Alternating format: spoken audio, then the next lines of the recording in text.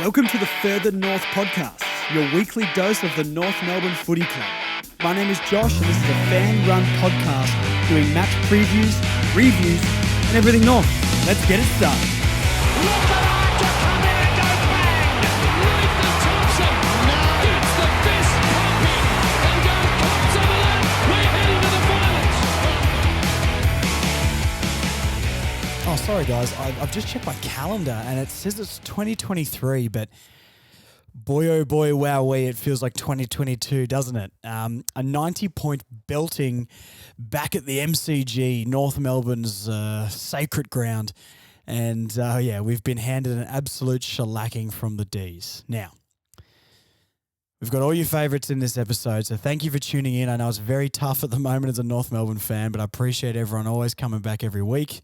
Thank you for all the support and everyone who follows the pages and interacts throughout the match. And, after, get your thoughts and your comments for the podcast. We're going to do the team lineup. We're going to go through that and what I thought, what we were all hoping for and what we got. The positives and negatives segment this week is going to be a little bit different. Now, I put out a question on the socials. Is this part of the plan and are we on track? Instead of me just telling you the trillion negatives that I'm sure we could come up with, we're going to do it a little bit different and we're going to keep this thing as positive and or constructive as possible. I do have some positives that I'll share. So we're going to go to all your questions, all the lovely listeners' questions.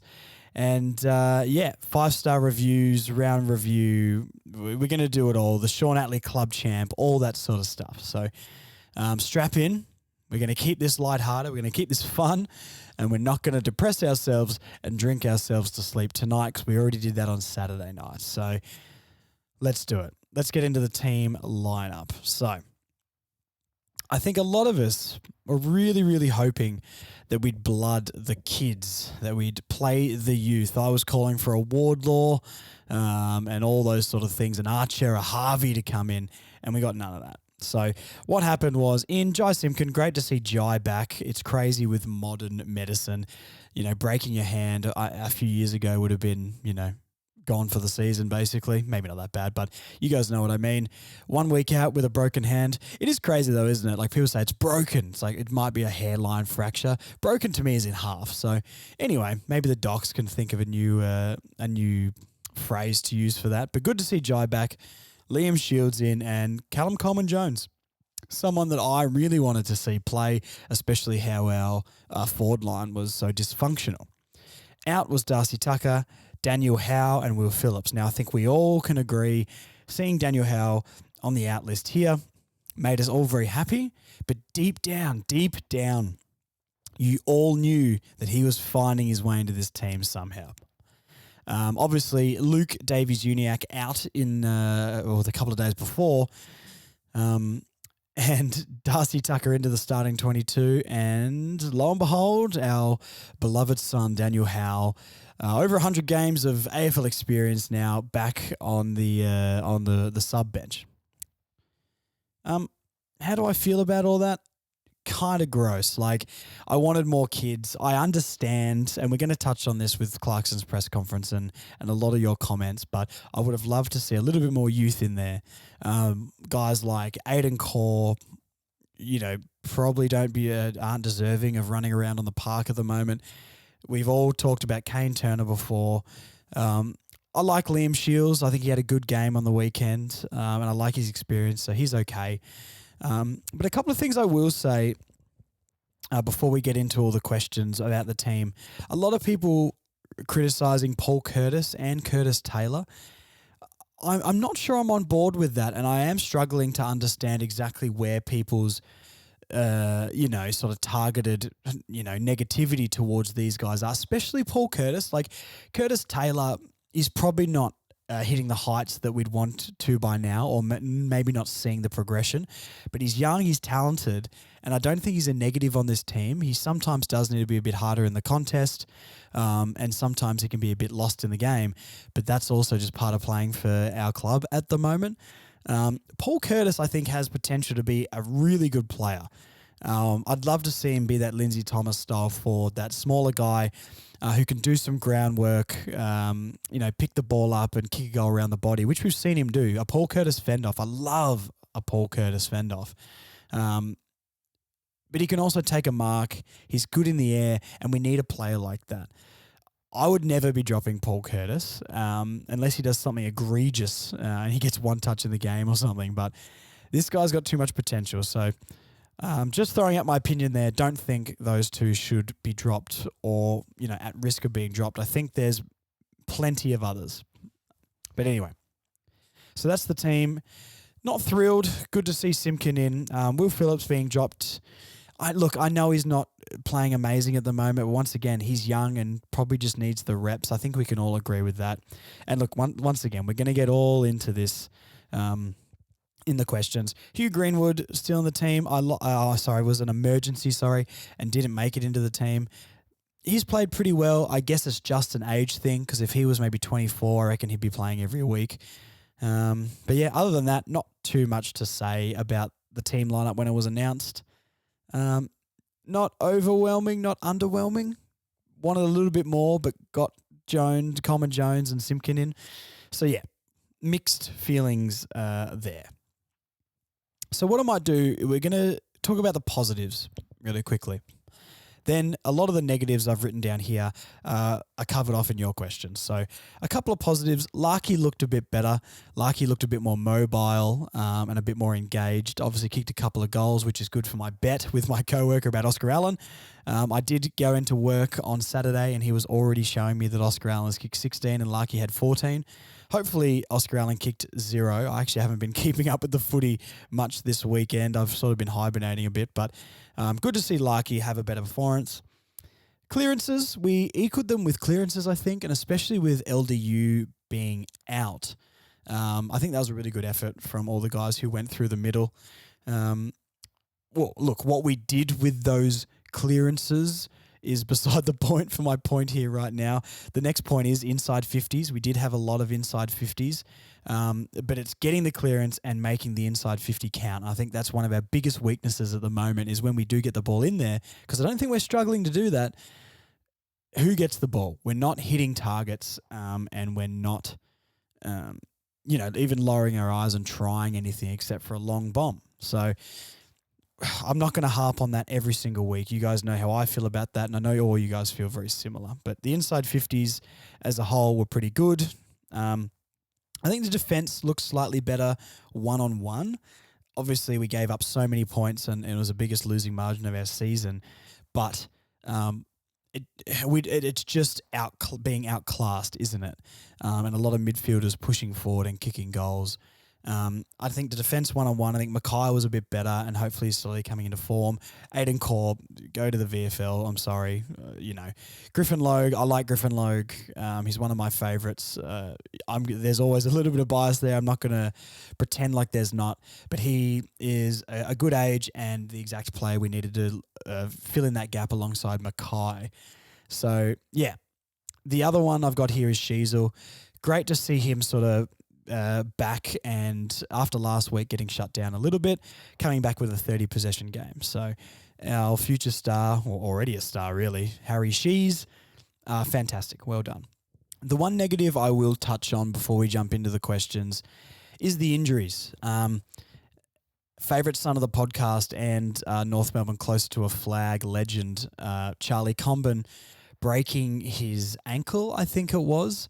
Probably the season done for him. I know Clarko in his press conference did say that he could possibly return later in the year. It's a similar injury than Tristan Xerri got. But look, with how we're playing this year, if we can get him back, good. But, it's probably not the best idea to rush him back from this. But I hate seeing him go down. That's one of the players we all love so much, and you can see it slowly coming. Every week he was getting a little bit better, even in our bad performances, and it's just heartbreaking to see Big Chom go down like that. So we're with you, mate. Hopefully you get back, and your first game back, you kick a bag. Coleman Jones with a concussion. Coleman Jones maybe wasn't impacting the game as much as I would have hoped. But once again, I'm still glad he was in the team, and he's going to be out next week because of concussion protocol. So it was unfortunate that he went down and had to be out of the game. Hopefully he's back in. I guess he kind of has to be back in the week after the next, just because we don't have any more forwards. I don't think Jacob Edwards is getting a game.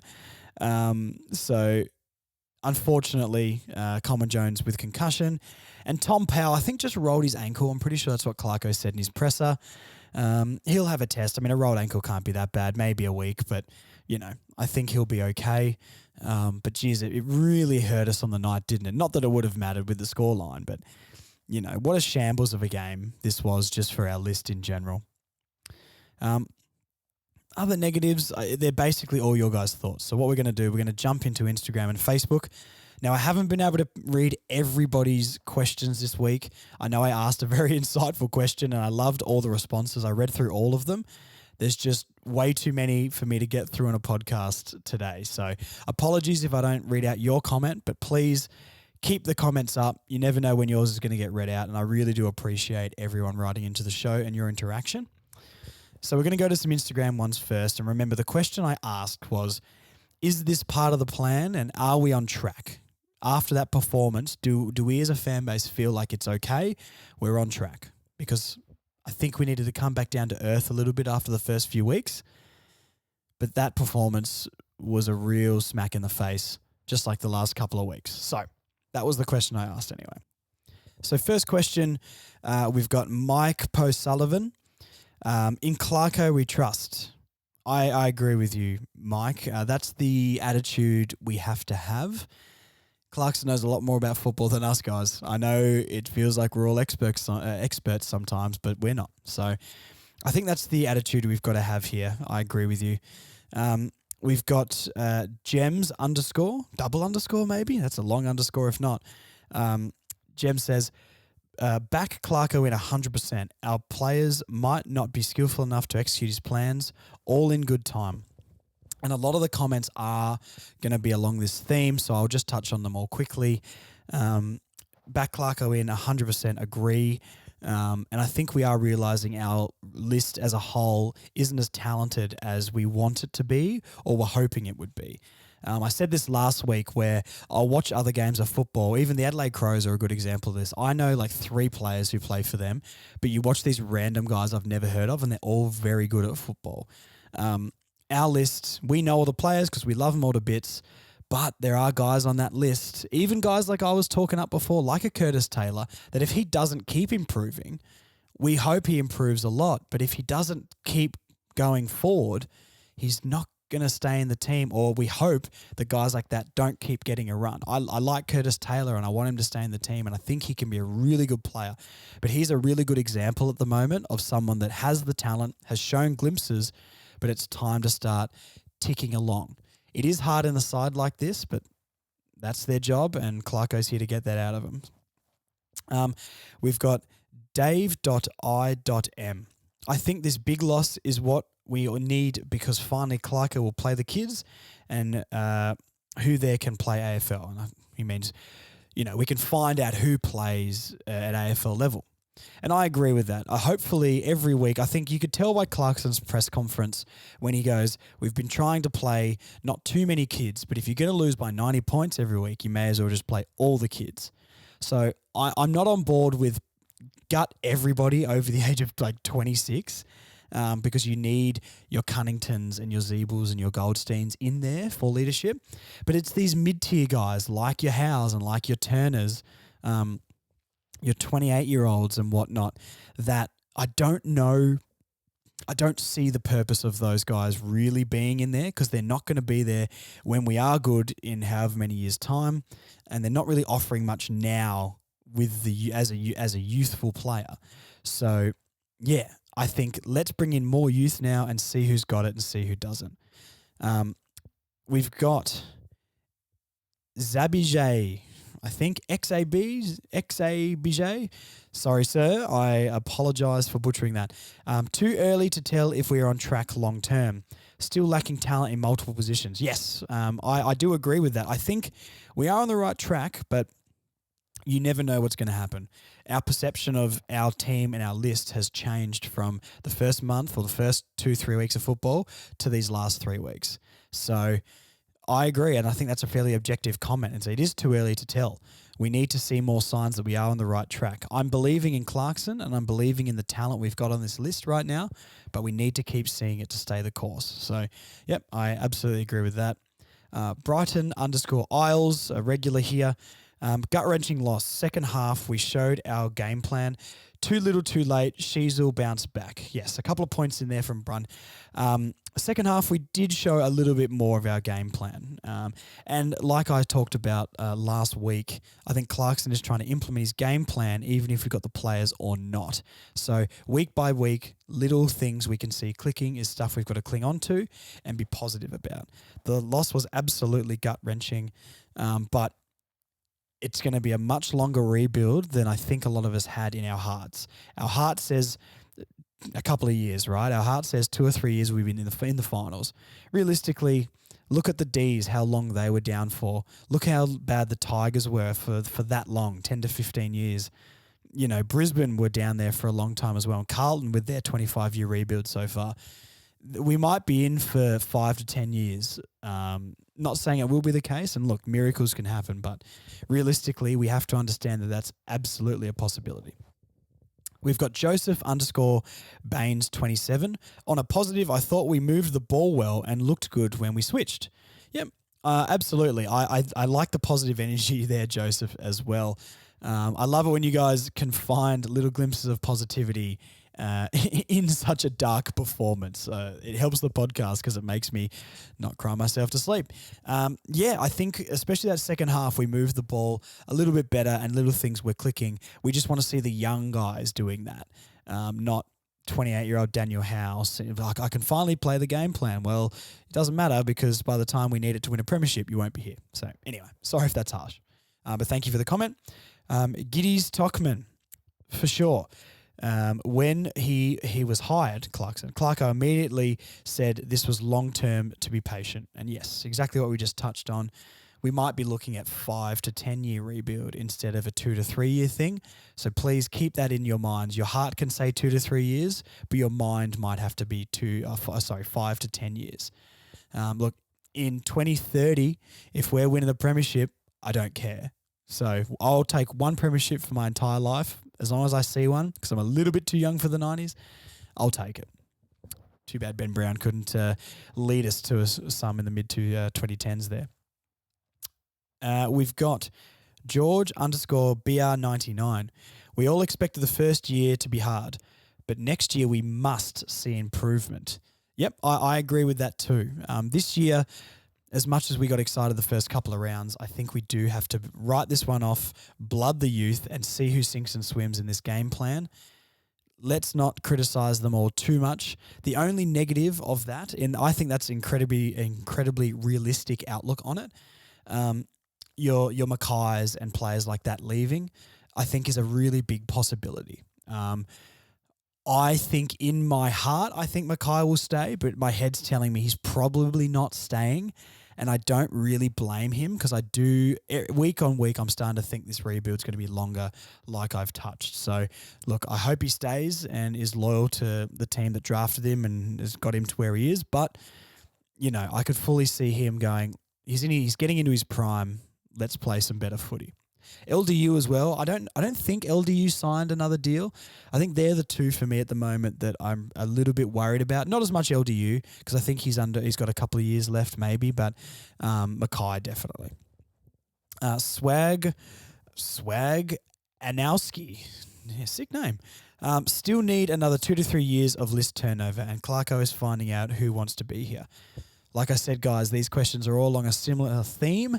But I wanted to read these out so we can chat about it. I agree. There's going to be so much list turnover. Get 2 or 3 years down the line, we're going to have like maybe 10 players in this current team, 8 players maybe, still on the list or in the 22, basically. So I'm excited for that too. When I think about it, what Clarkson and his experience will bring, I think it could be a pretty exciting time in the next couple of years, even though it does feel incredibly dire right now. Go the Ruse says, not until we start playing the young players, there are signs, example, inside 50s and contested ball. Yep, once again, let's bring in some youth. Our inside 50s are good and our contested ball and clearances are pretty good. It's just what we do with those to up our efficiency going into the 50. But yeah, and like you said, we need more youth, and the youth need to be getting better at doing this, not players who are pushing 30. S. Spiller. We just don't have the list or depth to be competitive. It's going to be a long few years. Once again, reiterating what we've all been talking about. But this is the stuff to get into your heads now, guys. I know we want to live in the dream fantasy world that we're going to win the premiership in a couple of years. Let's keep it grounded. James_Trotted99. I think he's trying to find the players that will fit in and who deserves/wants to be there.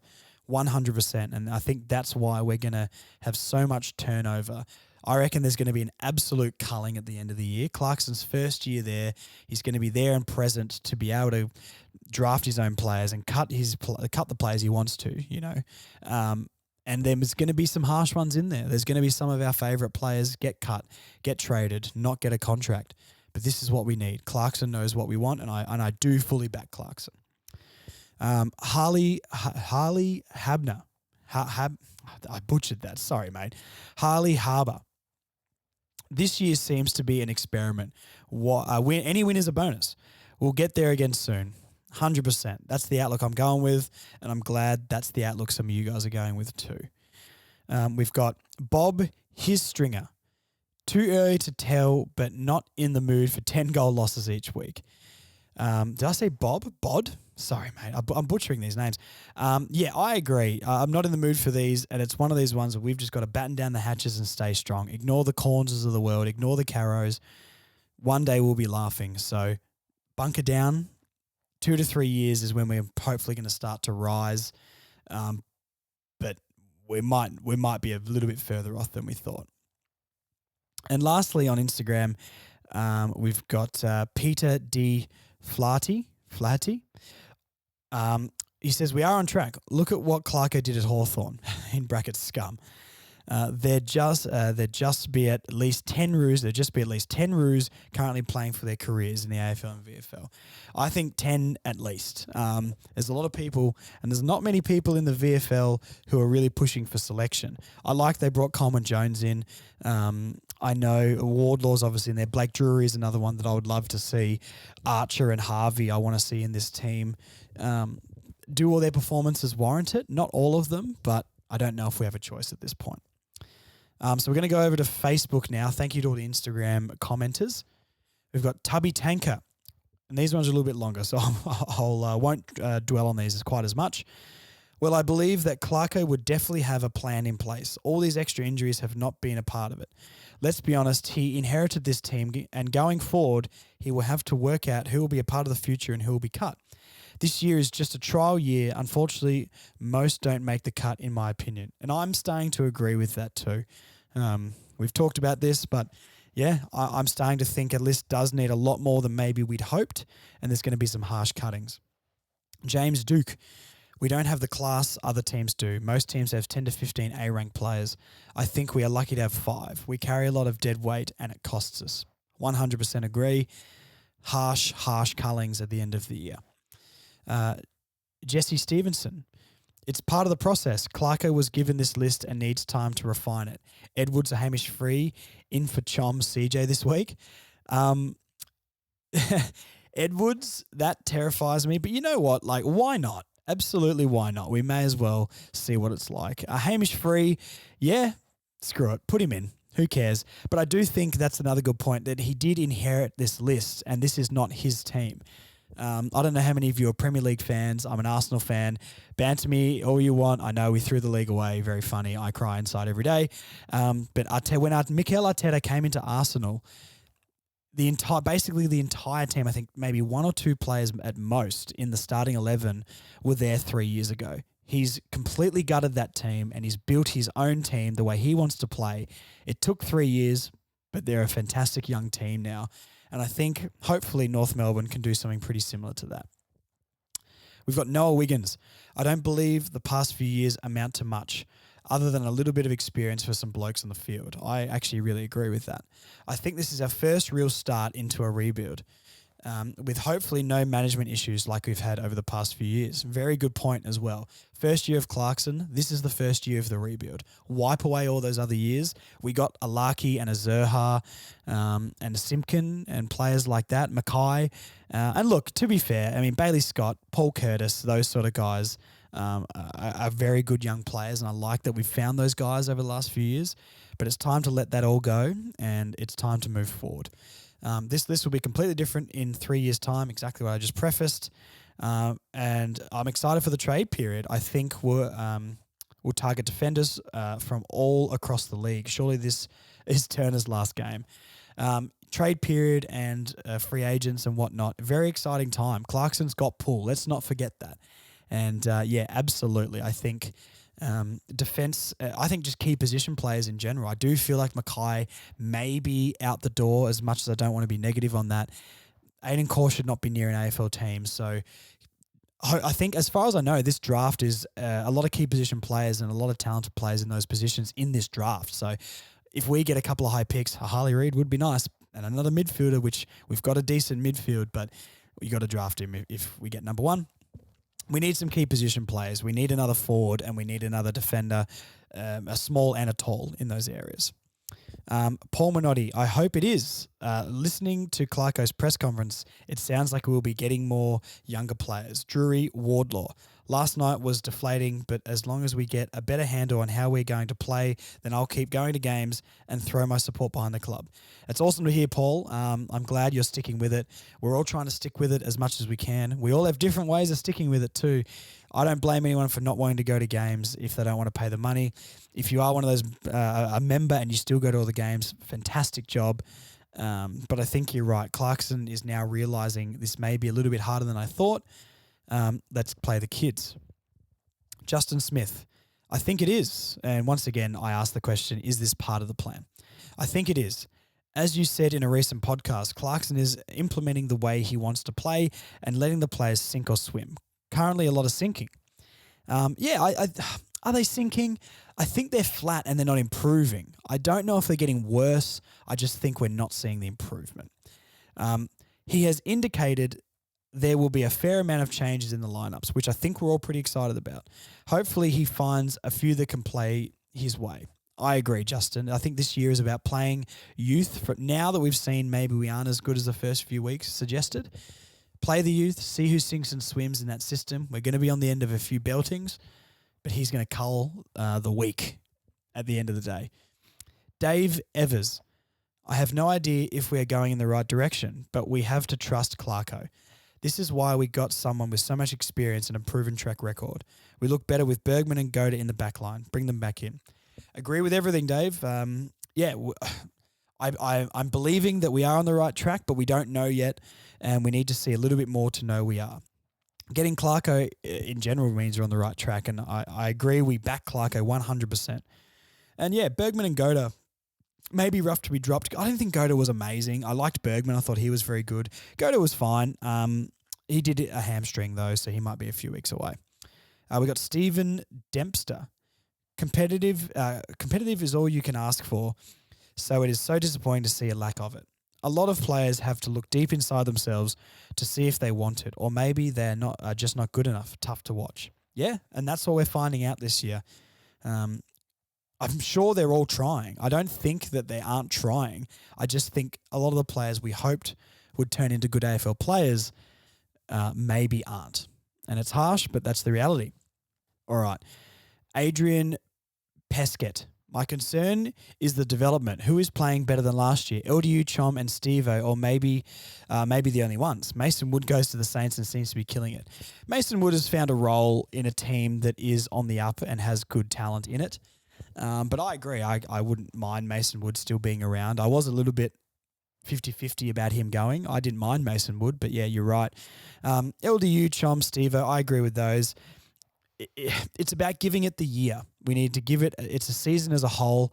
And I think if you're young, like Stevenson last year, Jaden Stevenson could have been dropped nearly every week, and we were calling for his head every single week. And look what he's done this season. He's come back and he looks fantastic.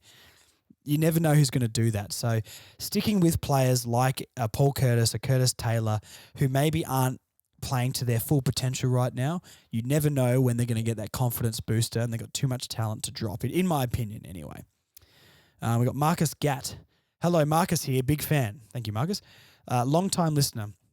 As I've seen the future, I'm relaxed. Oh, some sort of a time lord, I see.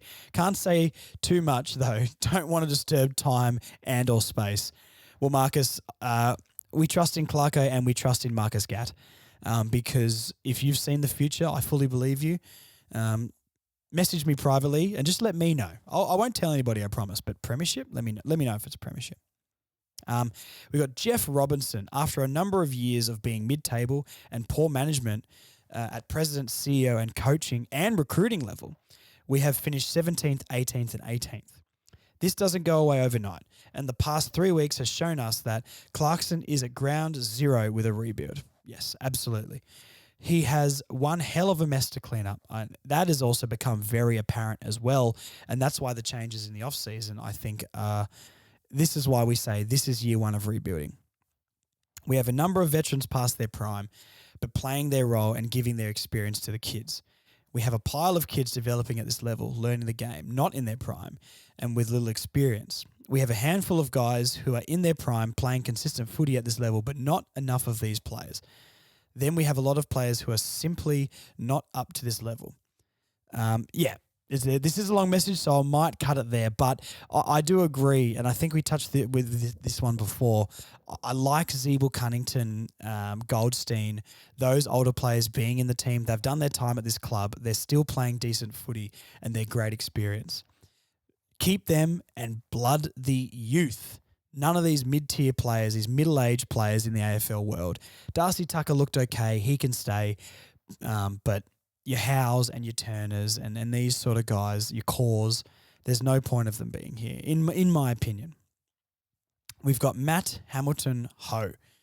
It's frustrating that we have had some bad weeks, but does anyone really think we should be higher than 16th? Our list is and has been terrible, and it takes time to turn over players. We've literally just started afresh with list management and coaching staff. Give it some time. We have talent that we are currently blooding and more high-end players to come over the next 2 to 3 years. Our expectations should be shifted to a few more wins than last year, improved percentage, and hopefully being in a few more games late. Yep, that is summed up fantastically. We got a little bit too high of an expectation at the start of the year. 16th, I think our list is easily bottom 4, which we've all come to realise. And by the sounds of all your comments, guys, we're all sort of understanding where our list is at, but we are hopeful for the future. There's going to be high draft picks come in. Clarkson's going to find some players somewhere to bring into this club, and he's going to get rid of a lot of these stragglers that don't have a place in our list. So the last comment, and thanks for sticking through these, guys. Thank you to everyone who commented. Rich Whitman. Clarkson has inherited the list. He knows what and who it takes to win a premiership. He will eke out the weak links and bring in the strengths. We may have been rebuilding for a few years, but the Clarkson rebuild starts this year. And a good way to end off the comments. I think that's what we all need to go with, guys. We all seem fairly united through these comments about where our list is at. We've realised the list isn't quite up to standard from even our expectation. It's worse than we thought.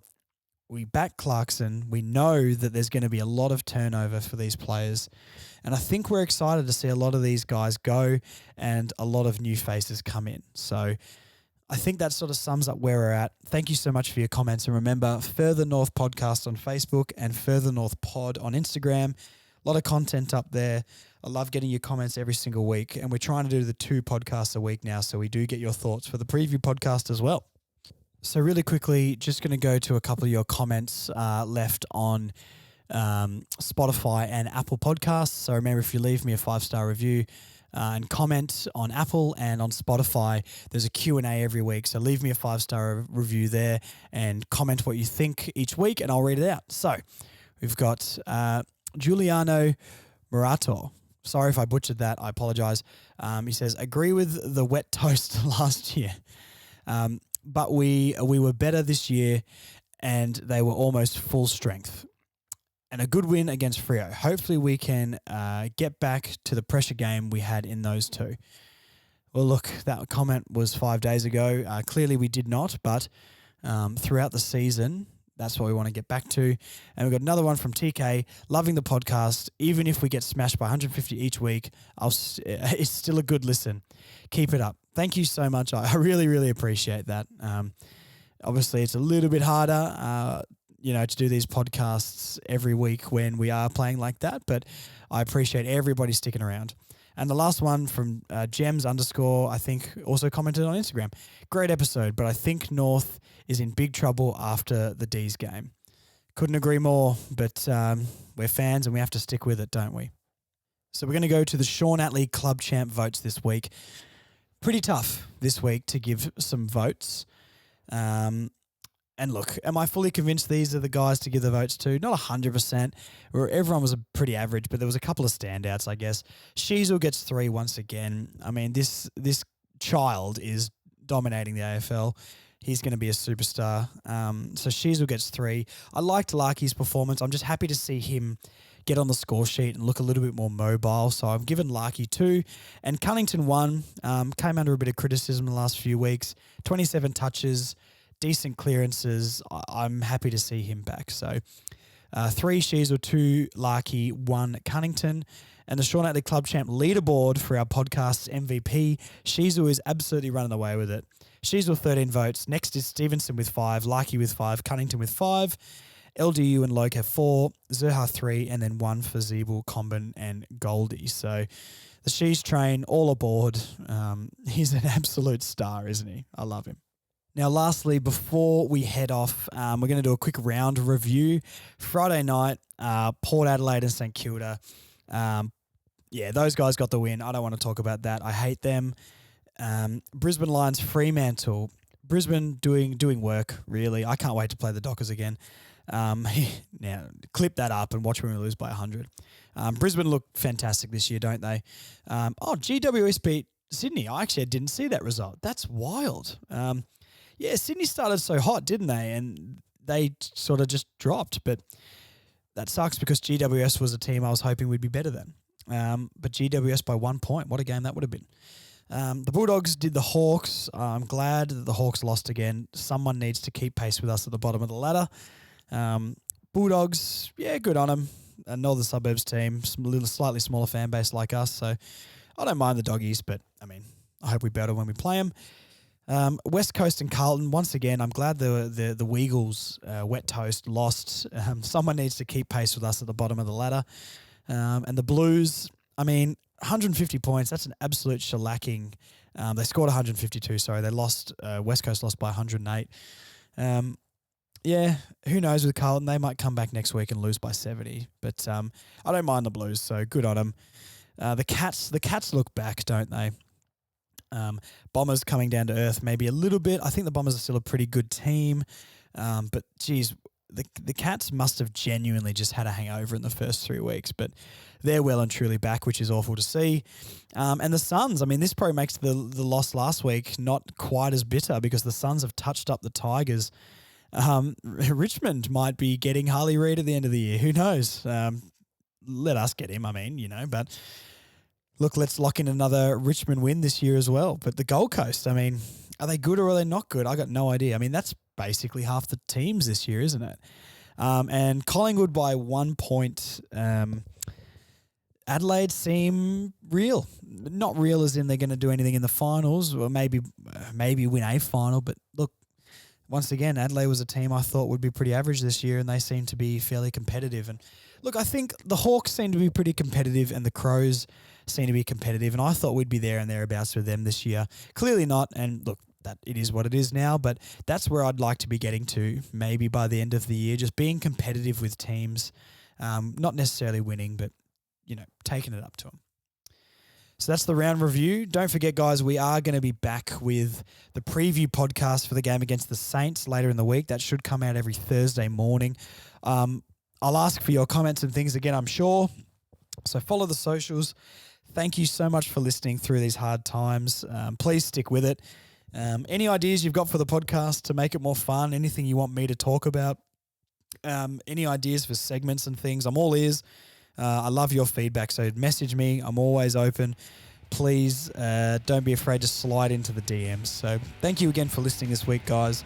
I'll chat to you on Thursday. Stay strong. In Clarkson we trust.